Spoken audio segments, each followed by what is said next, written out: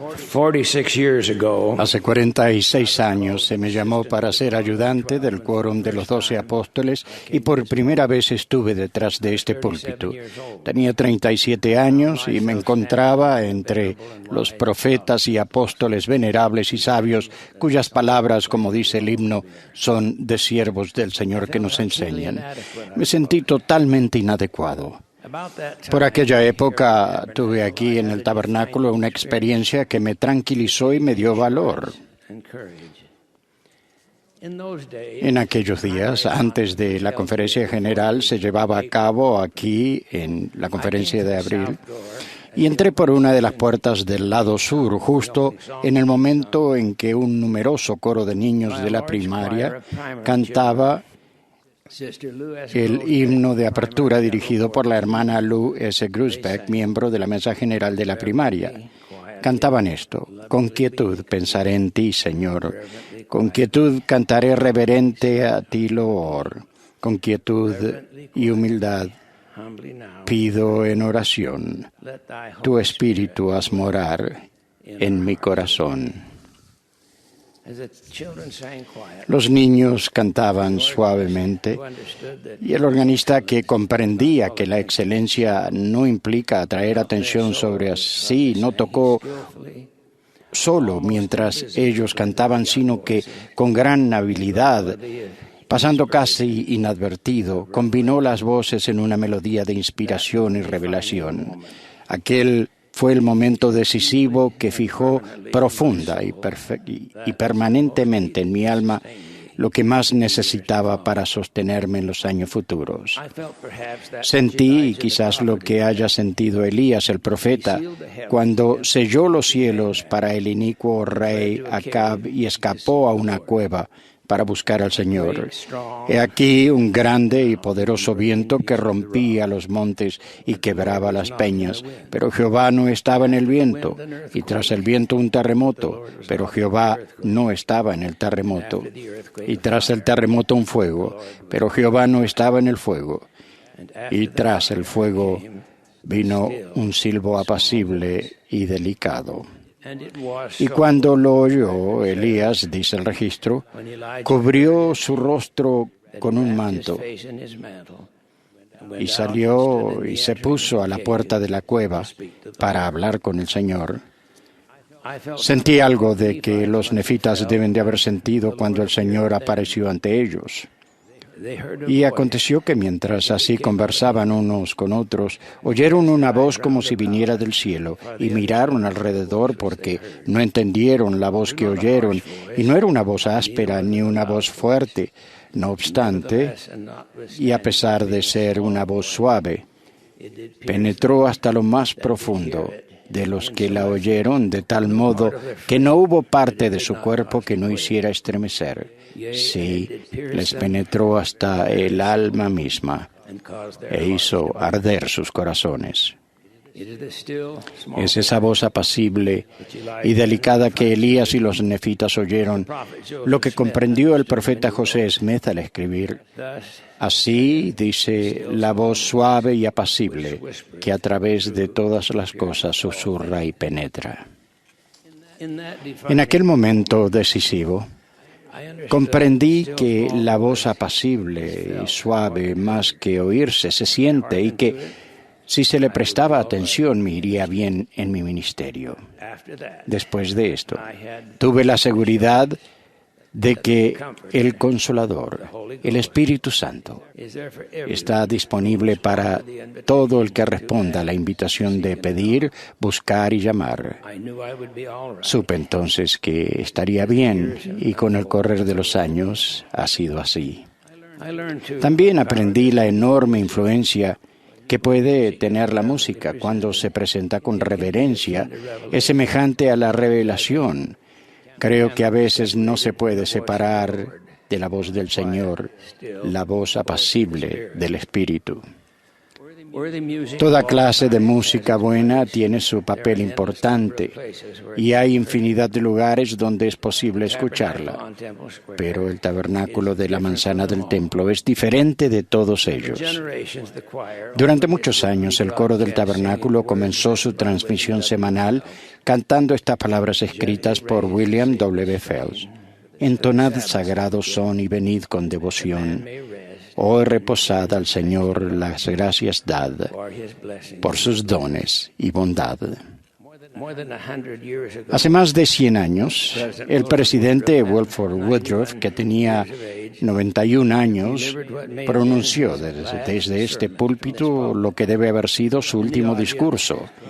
Entre la congregación se hallaba LeGrand Richards, jovencito de 12 años. Su padre, George F. Richards, a quien más adelante se le ordenó de apóstol, había traído a los hijos al tabernáculo para escuchar a las autoridades generales y Legrand nunca olvidó aquella experiencia. Durante más de 20 años tuve una amistad estrecha con el elder LeGrand Richards. El mensaje que he mencionado todavía permanecía en su corazón. Cuando tenía 96 años. No recordaba las palabras del presidente Woodruff, pero jamás olvidó lo que había sentido al escucharlas. A veces he sentido la presencia de los que construyeron y mantuvieron este tabernáculo. Por medio de la música y las palabras, los que nos precedieron preservaron la sencillez del Evangelio y el testimonio de Jesucristo. Ese testimonio fue la luz que los guió en la vida. En este tabernáculo de la manzana del templo han ocurrido grandes acontecimientos que determinaron el destino de la Iglesia. Con excepción de José Smith y de Brigham Young, se ha sostenido a todo presidente de la Iglesia en una asamblea solemne realizada en este tabernáculo. Y ese proceso de sostenimiento se reitera anualmente de manera similar en la Conferencia General y se repite en toda estaca, barrio y rama, según lo exige la revelación. El Señor dijo: a ninguno le será permitido salir a predicar mi evangelio ni a edificar mi iglesia a menos que sea ordenado por alguien que tenga autoridad. Y sepa la iglesia que tiene autoridad y que ha sido debidamente ordenada por las autoridades de la iglesia. De ese modo, ningún extraño puede venir entre nosotros reclamando tener la autoridad ni intentar desviar a la iglesia. Aquí mismo, en 1880, se aceptó la Perla de Gran Precio como uno de los libros canónicos de la Iglesia. Aquí también se agregaron a Doctrina y Convenios, dos revelaciones que ahora se conocen como las secciones 137 y 138. En la sección 137 se registra una visión que se dio a José Smith en el templo de Kirtland, y la sección 138 es una visión que se dio al presidente Joseph F. Smith con respecto a la visita que hizo El Salvador a los espíritus de los muertos. En 1979, después de años de preparación, aquí se presentó a la Iglesia la versión del Rey Santiago de la Biblia en inglés para los santos de los últimos días. Además, desde aquí se anunciaron a la Iglesia las nuevas ediciones del Libro de Mormón, Doctrina y Convenios y la Perla de Gran Precio. En la Conferencia General de 1908, el presidente Joseph F. Smith leyó la sección 89 de Doctrina y Convenios, la palabra de sabiduría. Luego él, sus dos consejeros y el presidente de los 12 hablaron sobre el mismo tema. A continuación, pasó por unanimidad un voto aceptándola como obligatoria para los miembros de la Iglesia. Esa revelación comienza así: por motivo de las maldades y designios que existen y existirán en el corazón de hombres conspiradores en los últimos días, os he amonestado y os prevengo, dándoos esta palabra de sabiduría por revelación.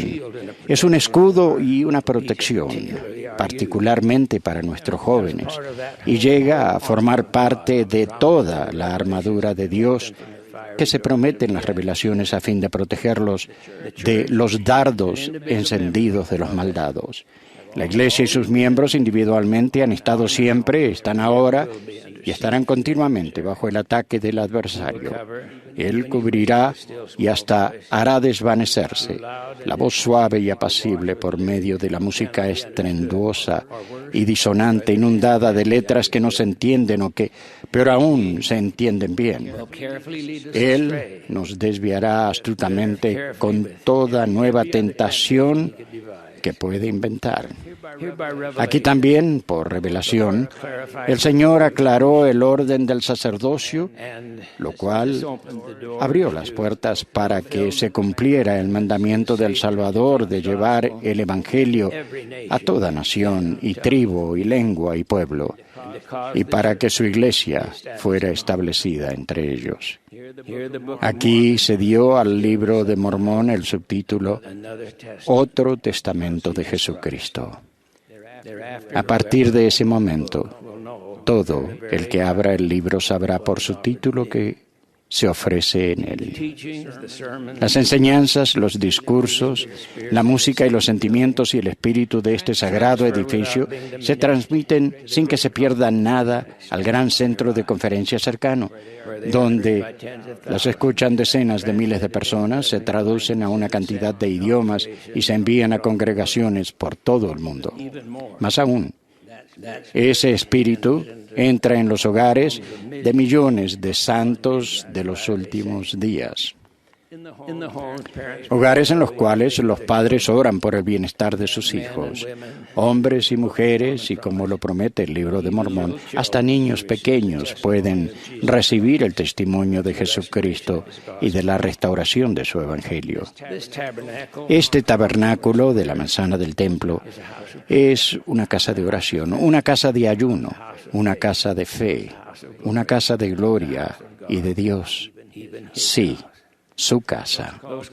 Aquellos a quienes se llama a hablar, a actuar, a pronunciar palabras o a presentar música o cultura deben presentar lo que sea digno. Las Escrituras nos advierten que el afán de recibir alabanzas de los hombres nos desvía astutamente del único camino seguro que podemos seguir en la vida. Y las Escrituras nos amonestan claramente con respecto a lo que sucede cuando aspiramos a los honores de los hombres. No es tan importante lo que se oiga en los discursos como lo que se sienta al oírlos.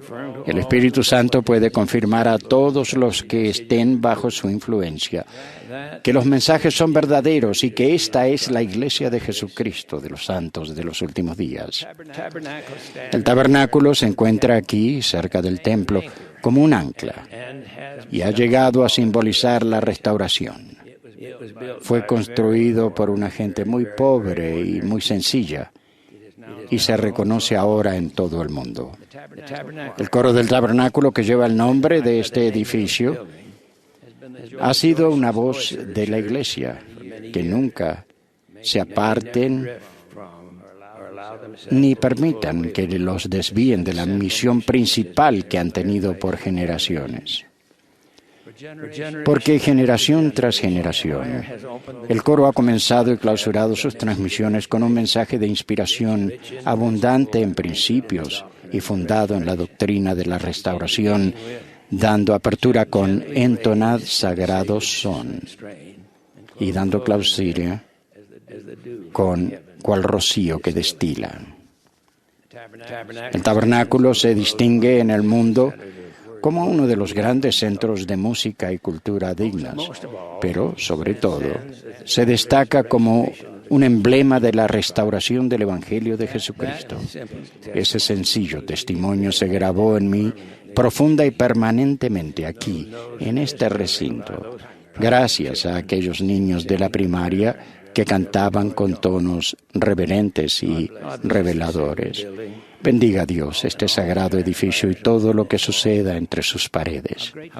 Cuán agradecidos estamos de que haya sido renovado y restaurado sin perder su carácter sagrado. El elder Parley P. Pratt, que integraba el quórum de los 12 apóstoles, leyó estas palabras de la sección 121 de Doctrina y Convenios. Deja que la virtud engalane tus pensamientos incesantemente. Entonces tu confianza se fortalecerá en la presencia de Dios y la doctrina del sacerdocio destilará sobre tu alma como rocío del cielo. El Espíritu Santo será tu compañero constante y tu cetro, un cetro inmutable de justicia y de verdad. Y tu dominio será un dominio eterno y sin ser compelido fluirá hacia ti para siempre jamás. Profundamente conmovido por esas palabras, Parley P. Pratt recordó un himno que en realidad es una oración y que durante muchos años fue el elegido por el coro para clausurar su presentación semanal. Cual rocío que destila en la hierba del vergel, tu palabra salvadora llega a tu pueblo fiel. Deja, Padre bondadoso, tu doctrina destilar, bendecida para darnos el eterno bienestar. Ve, oh Padre, a tu pueblo y permite descender de tu trono bendiciones, cual rocío al caer. Nuestra petición escucha y derrama, eterno Dios, tu espíritu sublime. Muestra de tu gran amor. Y a esto yo agrego mi testimonio de que Jesucristo es el Cristo, que esta es su casa en este sagrado día de dedicación. En el nombre de Jesucristo.